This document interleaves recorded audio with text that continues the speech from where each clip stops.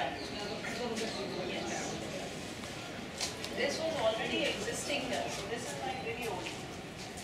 So now when we're looking at these pillars,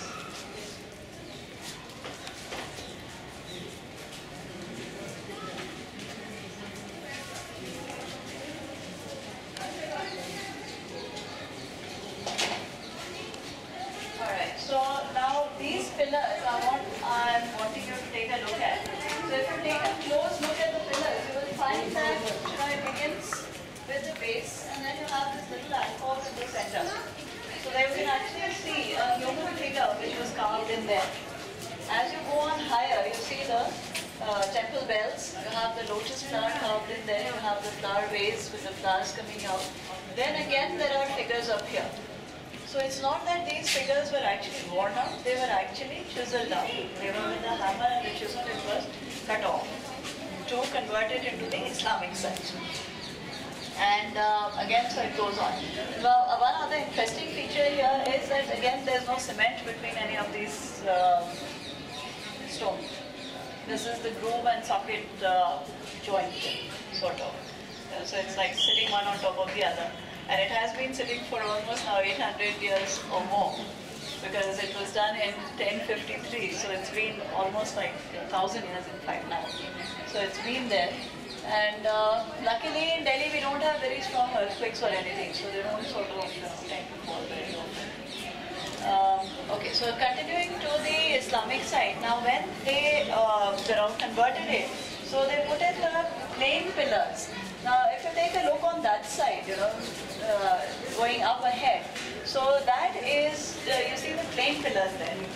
Now those are the ones that were added to the complex to keep the symmetry of the area. So the plain pillars that you see were done as the Islamic addition to the complex to keep the symmetry of the area and so that they could sort of make it even. And now the other thing is that mosques in India are not covered or closed. So there never was a covered area to this mosque. So you have the courtyard in the center, you have the corridors on the sides, and it is enclosed on all four sides by the corridors. And the main thing that is required for a mosque is to have the direction to Mecca marked off. So that is west. So behind me, these arches that you are looking at is what is giving you the direction to Mecca. So that is where they would sit down to pray when they were sitting for prayer. They would lay out their mats in the courtyard, they would face that side and they would pray. So that is how they converted it into the mosque side from the temple side. So the working on the design on the arches is Arabesque design. You see the writing in Arabic there. So that's the calligraphy which is used to decorate the structure. Then you have the geometric pattern and the floral motifs. So that again is different from the Hindu carvings, but again it was the Hindu masons who were working on it, because when these people came, they came as invaders. They did not bring their own craftsmen with them. So they had to make use of what was already existing here. So that is what they got done. And because the Hindu mason was so used to carving in wood, so that is what they have done. But they have given them a little bit of a difference in there. But they have added their signature styles, like the lotus has been added, the flower vases have been put in the corners. So they've put in their signature styles. Other than that, yes, the other thing that I want to point out are the domes. Now what you're looking at in here is the first dome that has been done in this part of the country in the 10th century. So the idea was, now at this point of time, the Hindus had no idea about how to make a circular dome. So it is on a square base. You see the base is square. These are the four pillars which are the base of it. Now they have added squinches on the sides to give it an octagon look. So the base of the dome has an octagon look, but it is the stones have been corbelled together to give you a dome there. So it's like a conical structure that you're looking at. So from the inside it's nicely carved and they are put together, but when you look at it from outside, it is that ugly dome that you're looking at, the black one. So that is what it looks like on the outside.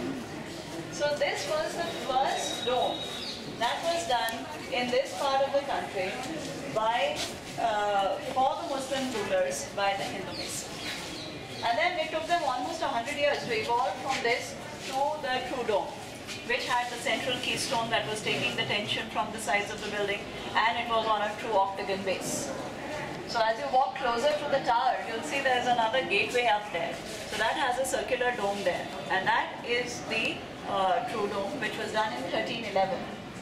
So this is 1192, and that is 1311. So it took them that much of time to actually get from here to there. And behind the arches again, you will see there are some structures, there are ruins there as well. So there are slightly better looking domes which are more spherical in shape. But again, it's not exactly a true dome. And that is part of the madrasa, which is the Islamic school attached to the mosques. So that's what you'll see here. So time period again varies from 1192 or 1053 to through the different ages down to 1850s, which was the time when the British came in and they added their bit to the complex as well. So in the garden outside there is a canopy which is standing in red sandstone, which they tried to put right on top of the tower. But it looked so incongruous with the rest of these structures that they have actually taken it down, and that is Major Smith's Folly that stands in the garden there. Oh. Okay, so I'll let you go now. And we have short via watches. So we will meet back here, not here, sorry. We are going to meet back at the gate where we stood at the entrance. So that is where we are going to meet at 10:01. Yes. It's inside. It's just the art and the bookshop and the mushrooms. They're all in that gate. What you can do is walk through to the tower, and then there's a beautiful picture behind the arch, and get off the ramp, get closer to the tower,